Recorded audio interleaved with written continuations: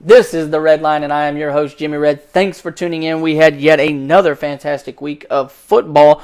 We have two teams that are left still at 4-0. That's all we have left in the NFL. We're going to start this show off after this week right now with the power rankings, as Red would call them. So we have the Red rankings.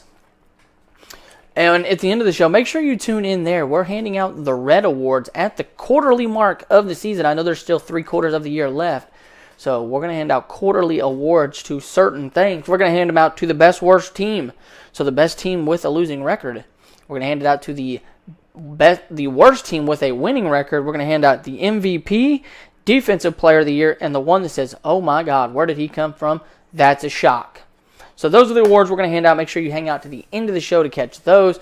But we're going to start this off, as I mentioned, with the Red Power Rankings. And I know a lot of people don't like number 5, but I got the Patriots in at 5. The reason I got them there is they have Tom Brady and Bill Belichick. Plus, they just got Josh Gordon. They're good, folks. Their backfield looks fine, too, with James White. So, they got to be in there at 5. And then everybody says, well, their record is not that great. They're 2-2. Okay, that's fine. It shows. Their worst month is September, so they're fine. I got the Pats in at 5. Number 4, I have the Saints. The New Orleans Saints look very good this year. They went to Atlanta and won, and they won this weekend, and they've won against Tampa. No, they lost against Tampa in week 1 in a shootout, 48-40. So that's the only loss of the year. That was the one that was a little bit of a shock, that loss there, but I got New Orleans in at 4. Number 3, I have the Jacksonville Jaguars. The Jaguars got beat by the Titans last week. Everybody knows that the Titans defeated the Jaguars both times last year, and they defeated them again. So now the Titans are 3-0 against the Jaguars. That doesn't lure me from still putting them at 3 in my power rankings. Number 2 is one of the teams that's left undefeated. They got a guy who has an absolute cannon for an arm, and they have Andy Reid as a head coach, and that's the Kansas City Chiefs. No surprise there that they're in at number 2. It is a little bit that Patrick Mahomes looks like he is, but I figured Andy Reid could do a little something there, being the way he is. Always gets a good start with a quarterback, whether it's Alex Smith or who it is. And he's done the same thing with Patrick Mahomes. And nobody knew who that kid was. And, well, he looks good. And the number 1, no surprise, folks, is the LA Rams. They look fantastic. Both offensive and defensive on the side of the ball. And that's the first game we are going to talk about, is the LA Rams and the Minnesota Vikings, who played Thursday night in LA. As you all know, when you play on Thursday night, usually you give the edge to the home team. I gave it to the home team no matter who it is. And this one here was an easy no-brainer, as I handed it to the Rams over Minnesota. And they did that. They beat Minnesota in a quarterback's duel.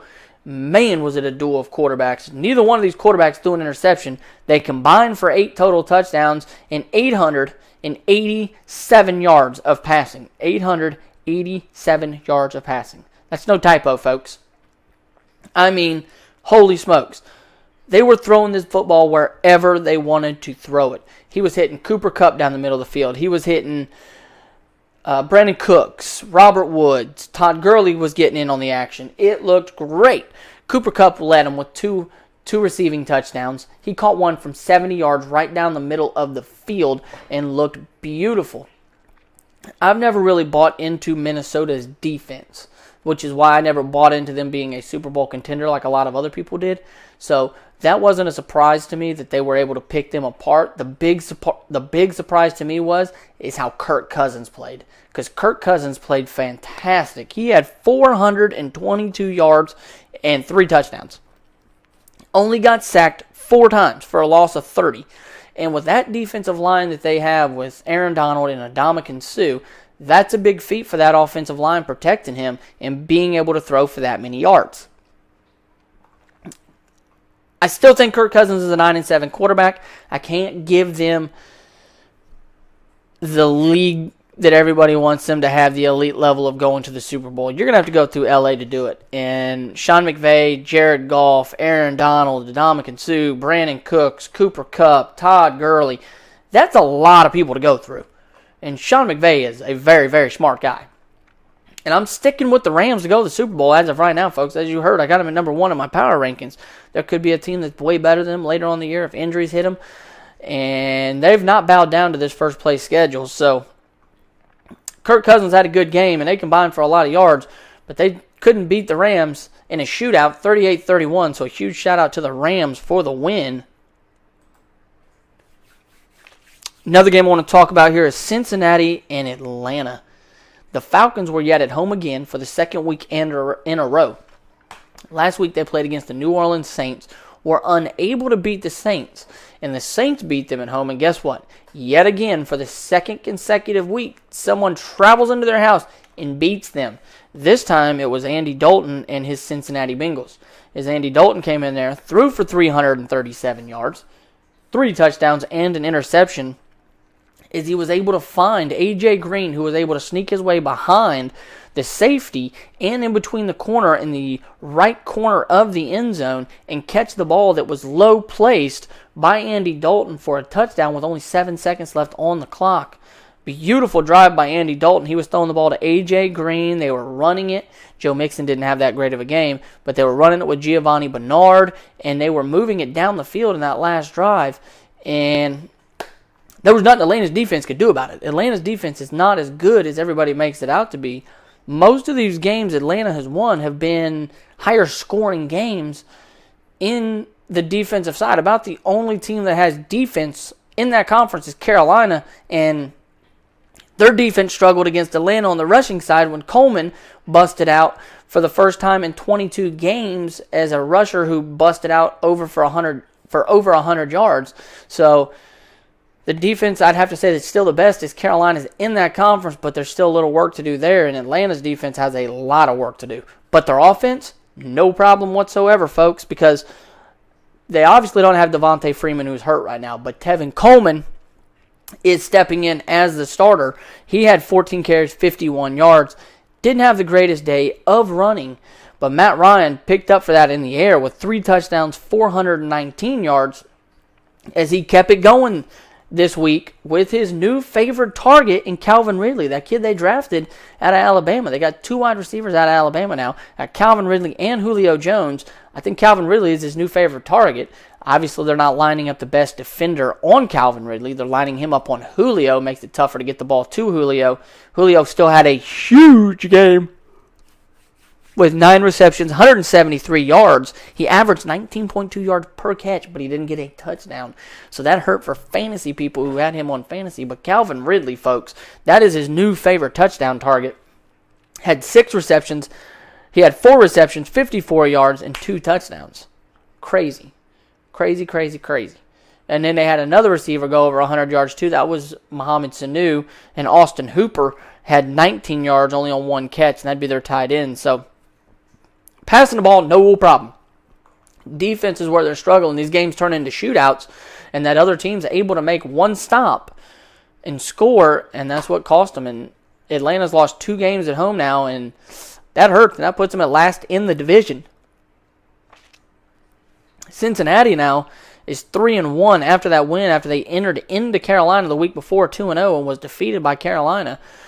And Carolina still looks like the powerhouse to me to win that conference. I know they're sitting at second right now behind New Orleans, but Carolina is my team to win that division. New Orleans, I think, has to go to second. I know we're only a quarter of the way through the year, and Atlanta can get hot, which they still can do. Carolina's on a bye week this week, so they don't have a game. Carolina can get into a lot of injury problems because week 4 is early in the year for a bye week, so we have to wait and see what happens with Carolina, or they could just get hot and stay hot. Next game I want to talk about here is the Philadelphia Eagles and the Tennessee Titans. That one there was a huge surprise to me, because I didn't see the Titans going in there and winning that game. The Titans entered that game 2-1, and they went against the Eagles, who are 2-1. Tennessee came in after a win last week against the Jaguars, which when you usually win against one big team, you follow that up and struggle the following week against whoever your opponent is.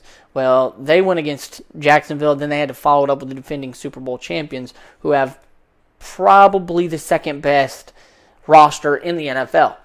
And they stuck with him. With the hurt Marcus Mariota. Marcus Mariota was not 100%. They stuck with them through the game and were able to win that game in overtime as Marcus Mariota threw 43 times, connected for 30 of them, and had 344 yards, 2 touchdowns, and 1 interception. Carson Wentz, back in his second game, threw for 348 yards, and 3 touchdowns. 2 touchdowns. So, both of them had pretty good games.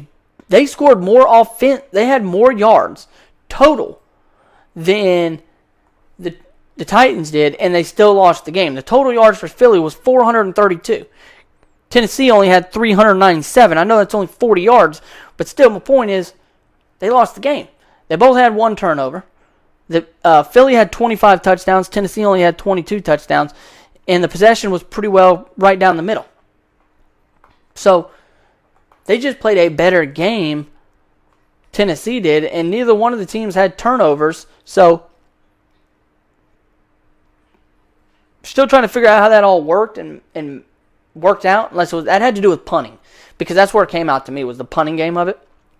And I'm very stoked to see that the Titans won that game, as Marcus Mariota made a touchdown pass after the coach there put Tom Vrabel took a timeout late to put the kicker on the field, and Ryan Scobie then took another timeout to put Marcus Mariota back on the field, where he hit Davis for a touchdown, Corey Davis, to win the game with 5 seconds left, and that gave them the lead 26-23 in overtime. Obviously, you don't have to kick a field goal after Philly has already went down, kicked the field goal, took the lead 23-20, and they went down there, scored a touchdown, and they don't have to kick the extra point, and that lines the game up. But a huge win there for the Titans, as they're now leading that division, and I think they're the force that you got to watch now. I know that Indy's tough, and I think they have a shot to do it. We can talk about them here in the next game, but a huge win for Tennessee, 26-23 over the defending Super Bowl champions. My next matchup here was a game that was played in Indianapolis with Andrew Luck and Deshaun Watson, and these are 2 matchups you're going to see for a while, I believe. Andrew Luck, amazing. Deshaun Watson, amazing. Both of them had fantastic games. Deshaun Watson, 29 for 42 with 375 yards. Andrew Luck threw the ball 62 times, which is, to me, shows, hey, we're trusting your shoulder. We're going to put more weight back on you. We're going to let you get ready to go. Here we go. He connected with 40 of those. That's pretty good. That means he only had 22 incomplete passes. That's not terrible. And he had 484 yards, and he threw for 4 touchdowns with no interceptions. That's spectacular after only playing your 3rd game. This is your 3rd game, yes, of the year. So, great for him. And the big thing that hurt them, though, was T.Y. Hilton went down.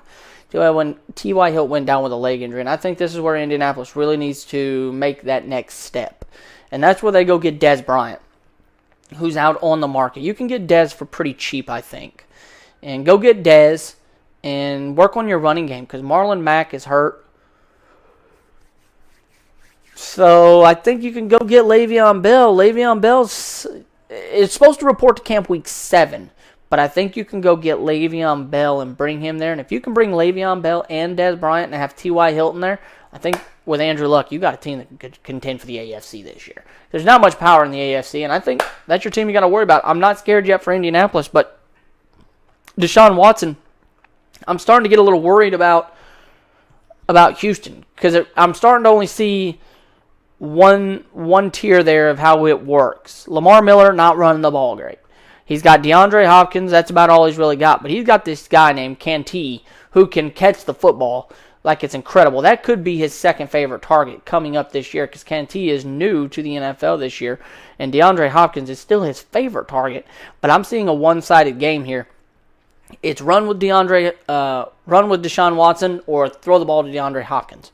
But their defense still looks good with J.J. Watt and Jadeveon Clowney, and they didn't do much most of the day, but when they needed to at the end, they stepped up and made big plays. And more about that was that I want to touch subjects on is the stuff that everybody is really getting on the Colts about. Frank Wright, their coach, they're getting on him and saying, "Why did you do that?" And he says, "I'm here to win. I'm not here to tie." And I got to give a salute to that, because I'm not mad at him for that. That's what I come to a sporting event for, is I want to win. I don't want to tie. And Andrew Luck then came out and said, "I take the blame for the throw. If I would have put that number in his digits on 4th and 4, we could have made one more throw, hit somebody down the side, or went to the middle of the field. and we could have got the first down, put him in field goal range. Adam Vinatieri, who we all know just passed Art Morse or Mark Anderson for most field goals made, could have went there, kicked the game-winning field goal on the day he took the record, and that would have been fantastic for him, I think. I would have loved to have seen that just as a sports person in general. So Andrew Luck took the blame for that. I think that was really manly of both of those guys, and that shows the team that, hey, I messed up. I'm gonna step up next game for both of you guys. That's who I am. But a good win there by Houston. Tough loss for the Indianapolis Colts as they fall to 3-1, and Houston comes up to the record of 3-1. Something else I want to touch bases on real quick, and this was a game where the Oakland Raiders got their first win of the years against the Cleveland Browns. They were playing Baker Mayfield, who came in there. It was 21 for 41 with 295 yards, 2 touchdowns, 2 interceptions, and he also fumbled the football. But Derek Carr had 4 touchdowns and 2 interceptions. He had a stellar game and threw for 437 yards, and both running backs were there that game. Marshawn Lynch looked like beast mode of old. He came in and went off. Marshawn Lynch, 20 carries, 130 yards. He had a 52-yard run where he was just throwing people all over the place, and it looked fantastic on his end. But I think there's a new kid on the block, folks. And this was a kid I thought that the Browns stole in the second round of the draft. He is the highest paid second rounder ever because of the whole deal with Brock Osweiler. But they stole the kid, getting him in the second round. And that's Nick Chubb, the kid out of Georgia. Everybody was high on Sony Michel. But I like Nick Chubb. He was older, stronger, and he was more developed as a running back. He's not going to have as much time, but he was going to be a better back quicker. And he went out there, had 3 carries, 105 yards. His longest run was 63 yards, and he had 2 touchdowns. He looked fantastic running the football. Hand the ball to Nick Chubb and just kind of work Baker in just a little bit because you're pushing him into the scene too fast, and I don't think he's able to do that yet. Just give a little bit more load to Nick Chubb, and you'll be fine. Also, Baker Mayfield, being the quarterback for the Browns in his first start, did not win that game and would have became the first quarterback since the Browns returned to Cleveland in 1999 to win his first start. And guess what? He could not pull it off because Oakland was able to get down the field and kick a game-winning field goal there by Steven Janikowski there. So a nice kick by Janikowski to win that game. Actually, it's not Janikowski. It was Matt McCrane who kicked that. And win that game. So huge win there for Oakland in that game as they get their first win of the year, and the Browns fall to 1-3. They're not going to go 0-16 this year as they got their win, and that is a final game we're going to do, and that's going to bring us to the award show of the Red Awards of the quarter mark. And we're going to start that off with the worst team with a winning record. Quite a bit of teams out there with winning records this year, and the worst team in my mind with the winning record, and is the worst one that shocks a lot of people. A lot of people are like, well, what about Tampa? Tampa's up there. They're a huge surprise to me. But they got people you can name on their team. You can name Jameis Winston, and you can name Mike Evans, and you can name a couple people over there, and you can name Ryan Fitzpatrick. The one you can't, to me, is Miami. Miami is that team. Miami has got the best record with the worst team. The only person that you can really name there is Ryan Tannehill, and that's their quarterback. Other than that, you can't name anybody because they don't have Jarvis Landry. They don't have Jay Ajayi. They don't have Ndamukong Suh. You can't really name anybody. So best record, or a winning record, worst team, Miami Dolphins. Defensive player of the year will go to next. As of now, my defensive player I'm going to hand to right now. He's only played in 2 games, but that is Khalil Mack, folks. No questions. You can't even ask on that one. Khalil Mack is a force to be reckoned with. You see it week in, week out. Green Bay should have went and got him because, I'm sorry, Aaron Rodgers is going to have his hand full messing with that guy for the rest of his career, and they should have went and got him. So Khalil Mack, defensive player of the year to this point. The next one is the best team with a losing record, Indianapolis Colts. I think Indianapolis Colts are going to find a way to turn it around. They have Andrew Luck, who is a franchise quarterback, and Andrew Luck has not won under 10 games every year he started every game. And so far, it looks like he's going to start every game. And if they go get Dez Bryant, as I mentioned they should, and they go get Le'Veon Bell, as they should, because all you got to do is get rid of a second-round pick for him, it sounds like, You'll be a completely different team. The Colts can then turn it around, be serious contenders for the AFC, and potentially go win the Super Bowl. Because, well, not win it. They'll go to the Super Bowl because the Rams are going to be a force to reckon with there in the Super Bowl. The MVP, we'll save that one. We'll go to Shock Player of the Year. The Shock Player of the Year to me, to this point, the one that has shocked me the most is Patrick Mahomes. I mean, I didn't see that coming, folks. Patrick Mahomes, I kind of was like, Kansas City might struggle a little bit, might win, 500 this year. Just to start it off, they might lose the first one or two and then find a way to win the next few because of Andy Reid. They don't got to worry about Andy Reid. Patrick Mahomes looks fantastic. Shock Player of the Year is by far Patrick Mahomes. MVP race, guess who that one is? Patrick Mahomes. As of now, at the quarter mark, I think the MVP of the league is Patrick Mahomes. Patrick Mahomes is followed by Jared Goff. I believe those are your two running candidates for MVP right now in the NFL. Two young quarterbacks in the NFL, which looks great because Brady's not up there, and Brady was the one who ran the league. Now you're starting to see young, new, talented faces, and I am stoked to see that. And I don't know if I mentioned on the last podcast, I want to throw this out there real fast, that there was a couple of injuries last week with Jimmy Garoppolo tearing his ACL. He is done for the year.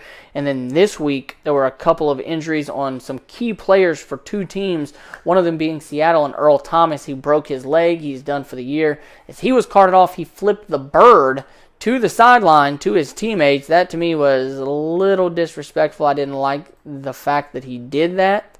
And then the other one that I thought was a huge disappointment to me was the one where Tyler Eifert broke his ankle. That was sickening, folks. I was watching the game when that happened, and they took his leg, and it was here and folded, and I want to wish him the best and a speedy recovery to both of those players. I think it's the last time we see Earl Thomas in a Seahawks jersey. I believe he's headed to Dallas next year unless he gets franchise tagged. And Tyler Eifert, we want to offer you a speedy recovery. The same with Jimmy Garoppolo, because his backup quarterback stepping in for him in San Francisco is C.J. Beathard. C.J. Beathard came out of Iowa, and I'm trying to check this for you guys real quick. I want to see if they won or not. I'm not quite sure if they won. I believe they did not, though, win their game, and they did not. They played the Chargers and were defeated. As I mentioned, I thought they lost, and they did. So C.J. Beathard, we want to hope he can step up and carry that team because they have a very talented core, and we want to wish all those people a speedy recovery back and to the NFL. And with that being said, that is the conclusion of the RedLine NFL Week 4. Make sure you come back next week for Week 5 when the Carolina Panthers are back in action, and I'll break it down for you again on the RedLine. We'll see you guys.